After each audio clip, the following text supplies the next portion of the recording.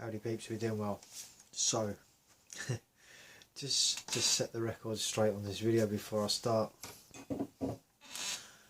Uncle Jack's been around, right? I'm just saying. There's a couple of things I wanted to talk about in this video. I'm going to be pointing out a few things that I've spoken about over the years, and I get it. You know, some of you guys that have come to the channel recently, a lot of my older stuff I've made not available. This comes down to what happened a couple of years ago, and it's like, even now you don't quite know what you can and can't say. It's a sad state of affairs, really, you know, when you think about it. It's like, I'm actually surprised at how many people don't really follow what's going on in the background behind the scenes in other levels of Parliament. I'm just saying that with recent events of Elon Musk buying Twitter, needless to say, that has most definitely put a cat amongst the pigeons. It's given a few people something to think about, hence the whole labelling of, yeah, far-right extremists, yada yada yada. And it's like, I don't know about anyone else, I'm bored of that shit. You know, it just seems that anything that they want to portray as being bad or evil, like, they just label it as like right-wing extremism. It's like, it probably isn't, but you know, they know they can get a reaction out of it. Anyway, speaking of getting reactions out of things, obviously I've been covering the trial kind of indirectly, and I finally got to a bit. You really need to stop doing that shit. Oh, the old timed air fresheners, you know how it is. Anywho, right. So yeah, this is what's being said at the moment, and I want to kind of go through it. You know, for you guys that maybe the younger generations coming to the channel. On the side note, I was looking at my analytics. I finally got an app for my phone so I can actually have a look, and apparently 84% of you guys come from the UK, so thank you, United Kingdom, for that. Much appreciated. It used to be the other way around. My viewers were, for the most part, from like America, Canada, all of that side of the world, but now more so in the UK, it would appear. Anyway, so I can only hope it's a good thing, and I don't like hope. I like knowledge, you know. This hope thing doesn't quite work for me. Yeah, hope it all works out. Yeah, hope is a wonderful thing if you've got luck on your side. Anywho, let's get into this one. So this is like what, day 11 we at now, and this is Mr. JD, not the JD I was talking about earlier, but this is Mr. JD talking about the introductory part of his relationship with AH. Again, I don't even know what I'm allowed to say on this channel anymore. It's like I've said before, I've probably buried myself under over the years. Single-handedly done it. Yeah, it is what it is, I suppose. Anyway, right, let's get on into this one. In the beginning of my relationship with Miss Hurd, there was, from what I recall and what I remember, she was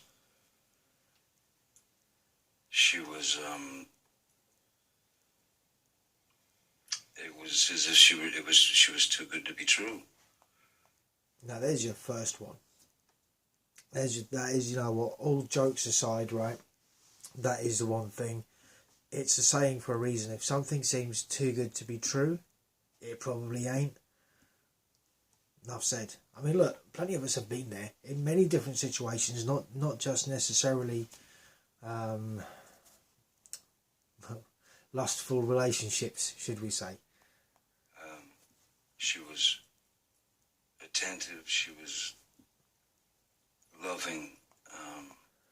Okay, now I'm going to be my usual self. Now, one thing that, and this paints things in such a bad light, especially coming from a guy and everything. It is of my opinion, right? And I could be wrong, and I'm open to correction, right? It is of my opinion that these type of people are attentive, and the reason being is because a lot of the time they don't want to get it wrong with you. In this instance, it doesn't matter whether it was AH with JD, doesn't matter. You know, that could be any of you guys watching. You know, they're attentive for a reason. More than one reason, in fact. Usually they're building up stuff to throw back at you. You know, like that time that they did something good for you, and you know, as soon as things start to go a little bit pear-shaped, they'll bring it up. And look, it's there's a fine line here, I would argue. There's a fine line between what a lot of guys in the manosphere refer to as female nature. It comes down to that thing, like even sayings of, and I've said this before, like, that time you didn't take the trash out for me, right? In a ordinary case, it's not that you didn't take the trash out. It's how you made them feel because you didn't take the trash out, right? In the sense that, I don't know, say you had a general routine of doing it on whatever weeknight, and that particular weeknight it didn't happen, and so she felt let down. When it's brought up by an ordinary person, it's just how they felt in that moment. Other people, it's used as ammunition to, you know, part of the arsenal of word salad that they tend to throw at you when things don't go their way for whatever reason. But again, it's attentive for very, very different reasons. In this case, it's more for the negative. It is more, in my opinion, right? It is more so that they've got more of a collateral to build up and throw against you as weapons later on. That's they've got a very, in my opinion, these type of people have got a very, you could argue, for very competent and at the same time very ignorant mindset. You know, it's like they want to win, they have to win, they have to be first. As far as they are concerned, they're the ones that make the rules, and they're the ones that can change them, not the other way around, right? That's generally the kind of gist of it. But she was smart, she was kind, she was funny, she was understanding, okay, so this is someone that goes from being smart, kind, funny and understanding to absolute insanity, screaming banshee in 0.6 seconds. And it is as fast as that. Believe me, it is as fast as that. But again, like I said, digressing back to attentive, they're paying attention to what you are like as an individual. And as I've said before, you essentially fall in love with the essence of what is you. Perhaps in this case, I mean, look, whether you like Johnny Depp or not, I'm sure we could agree that he is funny, he is kind, he is also attentive. You know, he's attentive to the needs of the people around him. He sees that they're all right. You know, these are all his traits that get mirrored back.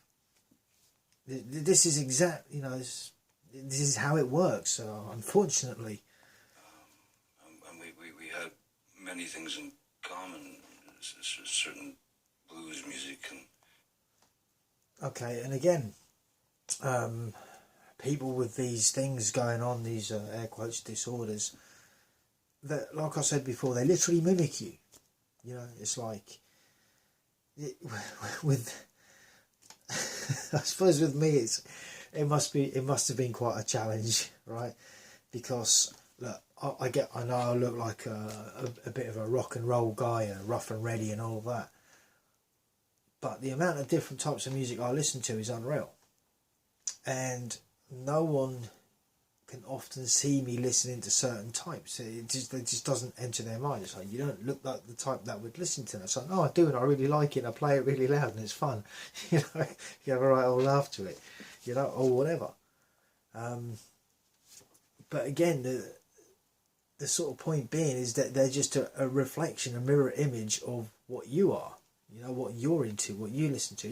Even if they despise the type of music, they see it as something that they have to do as part of the process to reel you in. And I get it. Look, it's starting to sound real sinister now. Let's be real, it actually is, you know. Well, music, literature, things of that nature. So for that year or year and a half, it was amazing. That year and a half. It took a year and a half. And I mean, this is the other thing related to the other video about start vetting more, you know. Ask more questions, find out more about them. You know, not talking to you. Finding out what their relationship is like with their parents. How do they get along with their father? You know, and you need to be seriously paying attention to all of this. You know, as soon as you start getting red flags crop up, you know, I'll throw a link in the description for this video that I'm playing now. So you guys can go ahead and check it out. Now look, admittedly it is 3 hours long. I appreciate that. You don't want to be sitting through, probably not, you know. It's only people like me that'll actually sit down and, well, I don't sit down, I just sort of, when I've got little on, I'll just chill out, you know, put the old headphones on, have a listen, see what's going on.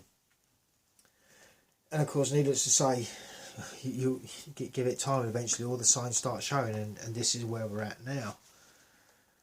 So, right, let's carry on with this one. There were a couple of things that, I don't know, stuck in my head that I noticed that I thought might be a little bit of a dilemma at some point. For example, I worked quite a lot, and when I would come home from work, I would come in the house or the hotel, and she would sit me down on the couch and give me a glass of wine and take my boots off, set them to the side, and I'd never experienced anything like that. Never experienced anything like that. You know why? I think there's only two types of woman that would do that. One is, I think, what we all refer to as the ideal of a good woman. Now, I'm sure a lot of people could be jumping up and down going, oh, you misogynist, blah, blah, blah. It's like, no. It's like, look, with all due respect, the guy's been at work all day. He's come home to his wife, who is theoretically glad to see him. And so she sits him down, gives the guy a glass of wine, and takes his boots off and puts them to the side. I mean, like, who could complain? Like, really, who could complain? You're coming from a day's work, you know, sits you down, glass of wine, boots off. Yeah? You'd have nothing to complain about, would you? Again, digressing back, it's more ammunition. This is also referred to in my unprofessional opinion as the idealing stage. You know, they put you up on a pedestal. They make you, I mean, in a kind of way, you kind of want that in a relationship. At the same time, you really don't, because you don't know if you've got something like this to deal with in a few years later. You know, what did he say? A year and a half before that fell apart. Again, you've heard me use the expression, the mask slips. That's when they reveal their true self. What they are actually like. It's like, all right, well, all this giving you a glass of wine as you walk through the door and take your boots off and you sit you down. How about you sit down, shut up, and get your own dinner? How about that? And look, a lot of the time, this is, you know, it could well be a thing. This could be how it goes, you know. In my life, I just never felt I was. There's quite a few guys that have had that, and some have been really lucky, and I would say some have been really unlucky. Depending on how you see it, you know. It's, in this case, it's unlucky. You know. I just never experienced that before, and it became a regular thing. Again, I've spoken about things becoming regular, so the trauma bond, you might have heard or seen a few of my videos on that, and whereas I'm talking about, you know, how the process of the argument, how it would start, how it would pan out, what would happen, and then how it would end, and then it becomes that vicious cycle.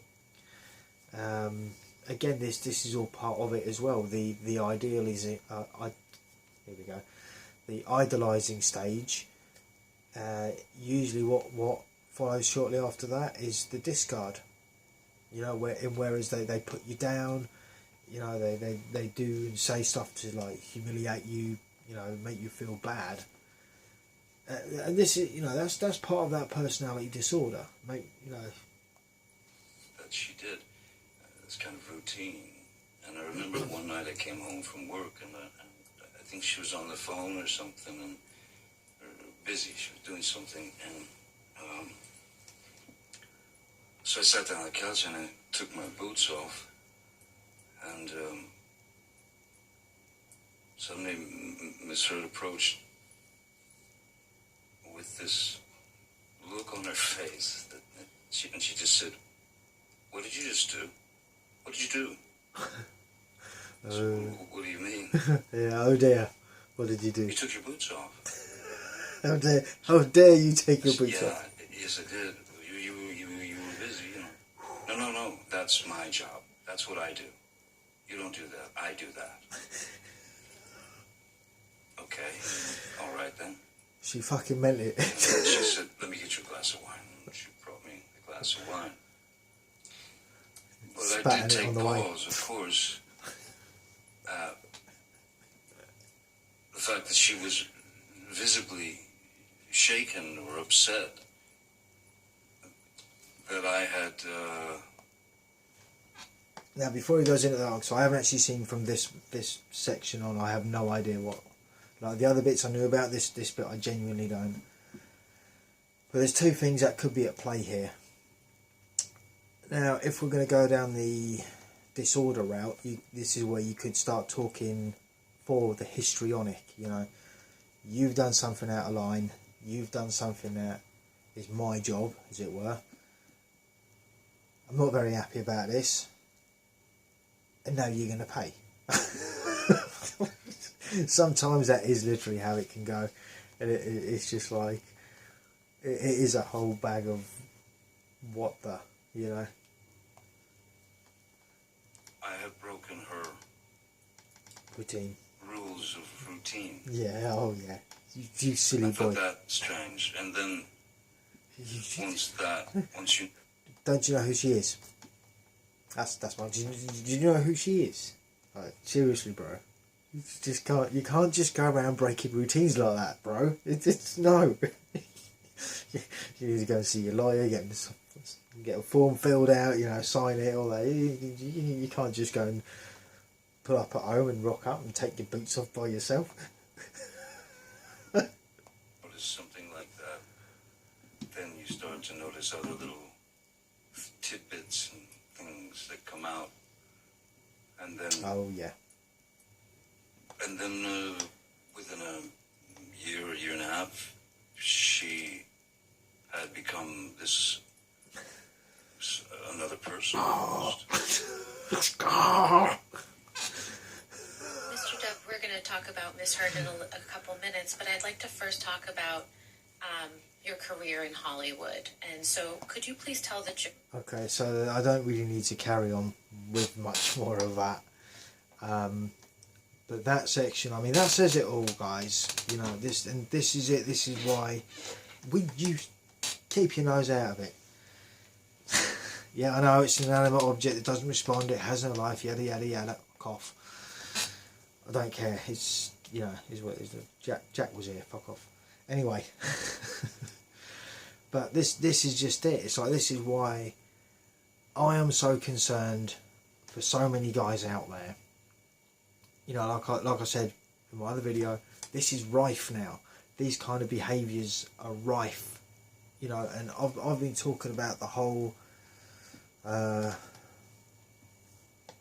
accusations that aren't accurate. Yeah, I mean, again, I don't even know what I'm allowed to, what's going to bury me further under the algorithm next, man. It's just, let a guy talk, Come on. Don't have some freedom of speech around here, please.